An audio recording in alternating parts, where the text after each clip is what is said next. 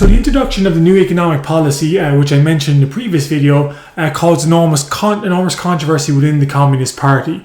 To put it very simply, I mean, the new economic policy proposed reintroducing a limited amount of capitalism into the Soviet economy, and some people agreed with Lenin that it was necessary to kind of wean the ordinary peasants and ordinary workers off of capitalism and as a temporary solution towards complete socialism. Others, however, were concerned that the introduction of the new economic policy was simply allowing capitalism to come back and therefore should be opposed at all costs. The Soviet Union, the Bolsheviks won the Civil War, but they were dealt a blow in 1922 when Lenin suffered a very severe stroke. And he remained in charge for the next 2 years, but he suffered a continued series of strokes, so became less and less competent and capable over the next 2 years, before finally dying in 1924, removing obviously the key leader of the Bolsheviks in 1924. And two separate factions emerged in the kind of power vacuum as Lenin was fading away. One led by Joseph Stalin, pictured here. So in the picture on the screen, you have Lenin in the middle, Stalin wearing the military hat on the left, and his opponent Leon Trotsky on the right. Stalin in particular had gone out of his way to try and cultivate the image of himself being the next successor of Lenin. He had several photos doctored to show himself and Lenin kind of being more friendly than they really were.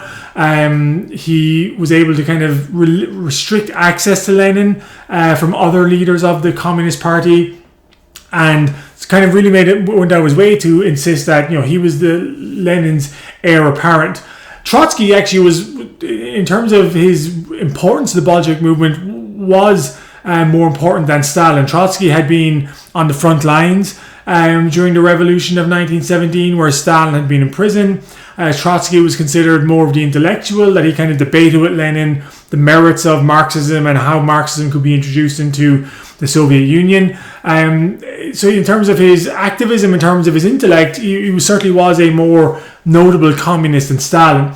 But Stalin's great gift was his ability to control the bureaucracy of the Communist Party, to make alliances with kind of members of the party, and therefore to kind of seize control of the party bureaucracy. And in that way, he was able to kind of outmaneuver Trotsky.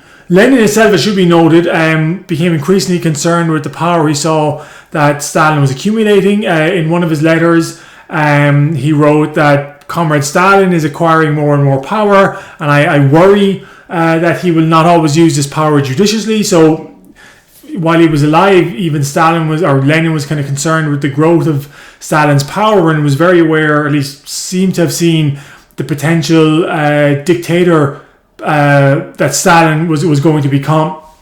So Lenin dies, and after his death, there's like a kind of a power struggle between Stalin and Trotsky. What did they disagree about? Well, a couple of different things. One was the new economic policy. Trotsky was very much of the view that the new economic policy was wrong, that it was allowing capitalism to kind of hang on in the Soviet Union and should be stopped immediately. Stalin was more sympathetic to Lenin's argument that it was necessary, at least temporarily.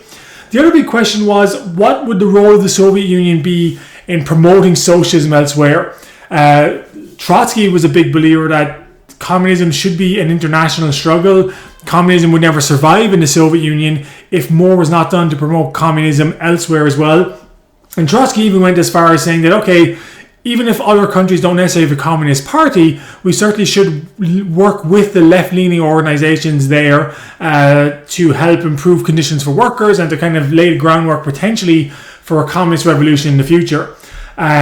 Stalin had a very different view. He firstly argued that it was possible to have socialism in one country, communism in one country, and therefore the Soviet Union should not make efforts to encourage communist parties elsewhere. It should focus on communism in Russia itself. And he certainly had no sympathy for any political party outside of Russia that would not do exactly what the Russian Communist Party told it to do. So there was a number of different ideological and personality differences between Trotsky and Lenin.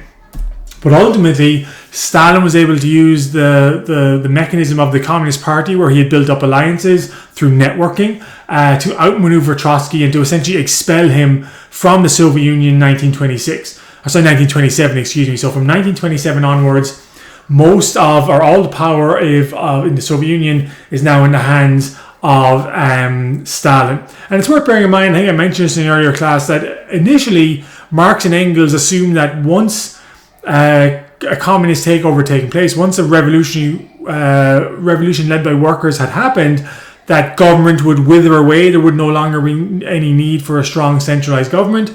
Obviously, under Joseph Stalin, that is not how things are going to go. We're going to end up with a hyper-centralized, brutal dictatorship controlled by Stalin directly. So what did Stalin believe in doing? What were his policies? Well, he certainly, even though he had been a supporter of the new economic policy, he very quickly, he certainly believed that it was only a temporary measure and needed to be replaced. And in 1928, he announced the introduction of a series of 5-year plans so that the Russian economy, Russian industry, Russian agriculture would be greatly improved through dramatic new interventions by the state in a series of 5-year plans. So the first 5-year plan was supposed to run from 1928 to 1932. And what did that involve? Firstly, it involved the creation of new industries, of forcing various industries to combine together, and for the Russian government to invest enormous money, enormous resources in creating a vast industrial complex. And on one level, you would say this was very successful. The Russian economy grew by about 27% a year during the course of the first 5-year plan. And bear in mind, in a modern economic world, economic growth of say 3% is considered very good. So 27%, obviously this is an enormous, vast economic industrial output in a short period of time. However, it came oftentimes at a very brutal human and social cost, in which workers essentially were forced into factories to work and were given very little choice about it. Oftentimes worked very, very long hours for very, very low pay and absolutely had no right to strike for better conditions or for better pay. So you see the figure I have here. Russian industrial output in general increased 400% from 1928 to 1940. So the Russian economy does succeed in becoming heavily industrialized very quickly and catching up to the Western powers. And perhaps the best example of this comes in the Second World War, whereas Russia was simply powerless in the face of German attacks during the First World War and was unable to compete in terms of technological and military output. In the Second World War, after an initial setback, the Soviet Union actually greatly outproduces Germany. So you might argue that from that point of view, the industrial plans of Stalin were a success, at least in the industry field. The agricultural field was much more controversial. So in order to feed this new workforce he was creating, Stalin essentially called for collectivization. That was, all Russian peasants who had farms were to merge their farms together into these enormous state-run farms. And the basic idea behind this is, if you're a business major, you're probably familiar with the concept of synergy. The basic idea is that if you have, say, 10 farms of 1 acre in size producing a crop, that if those 10 acres are combined into one giant farm, it will produce more because you're cutting down on replicating things like fertilizer, labor, stuff like that. So what we know is synergy. And that was the basic point, that state farms would be set up. Workers would have no real choice. They were forced to join these. They were forced to give over their animals, their crops, and to grow exactly whatever the state told them to grow in these new collectivized farms. There was a great deal of resistance to these farms. A lot of people began slaughtering their animals rather than turn them over to the government. So actually the number of horses and cows in Russia in the early 1930s essentially halved as people killed their horses and cows rather than giving them to the Russian state. And the collectivization projects also were done at great brutality. Essentially, the Russian government shut up, or the Soviet government, and pointed guns at peasants and ordered them to, abandon, to drop their possessions, and to move to these new state farms. It's estimated that, and sometimes there was not an awful lot of thinking behind what some of these collectivized farms were doing, and in the short term they created enormous problems, and not just problems, essentially mass starvation. So it's estimated that in Russia between 1930 and 1933 about 7 million people died of starvation and disease. Another 5 million died in Ukraine, where Stalin's government was particularly brutal in forcing the relatively wealthy peasants of Ukraine to abandon their farms and instead move into these collectivized farms, often doing so at gunpoint, often murdering those who sought to resist. So this was essentially chaos, mass human devastation in order to achieve these collectivized farms. But in the long run, at least in terms of forcing people onto farms, the Soviet government succeeds. By 1936, 93% of the peasants of the Soviet Union were living on these state-run collectivized farms. So in the long run, they do succeed in increasing Russian agricultural output, but even more so than in the effort to increase industrial output, there was enormous human suffering, millions of people dying to achieve Stalin's goal of feeding the industrial workforce through collectivized farms. Of course, Stalin himself, partly because of the resistance on the part of some of these peasants, became increasingly paranoid that there were people out there trying to resist him, who were trying to interfere with his government and who were plotting against him. And this paranoia bubbles over in the 1930s into a series of what we call purges, where Stalin essentially tries to eliminate all potential enemies or people he perceives as being enemies to him in the Soviet Union.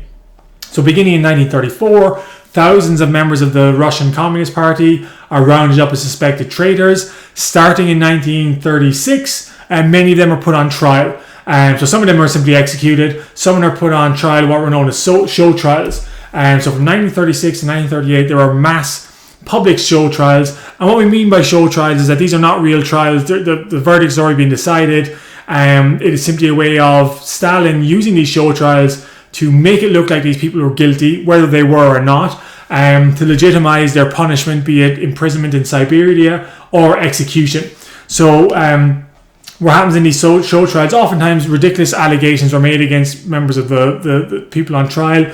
They often pled guilty simply because they were afraid that their family members would be executed if they did not plead guilty. And so Stalin was able to show through the medium of show trials, oftentimes which were broadcast on radio or were recorded in Russia or Soviet newspapers, that Russia was full of enemies of the state.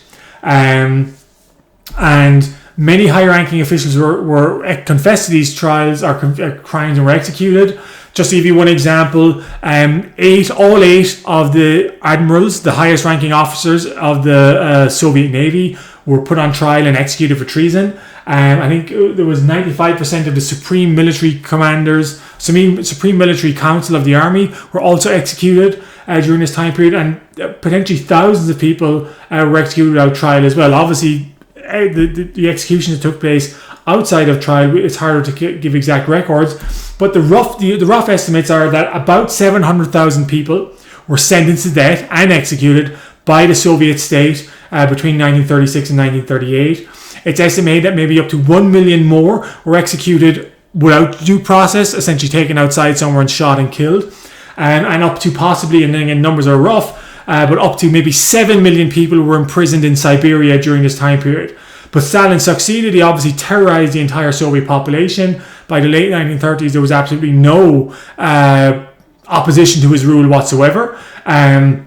But the Russian or the Soviet Union would pay a cost for executing many of its most capable bureaucrats, certainly many of its most capable leaders, army officers and naval officers when war came in 1941 with the German invasion. So the Russian Revolution, which began as an idyllic dream to improve conditions for the ordinary workers of the Russian cities, the Russian factories, and for peasants, ends up as a totalitarian nightmare under the dictatorship of Joseph Stalin.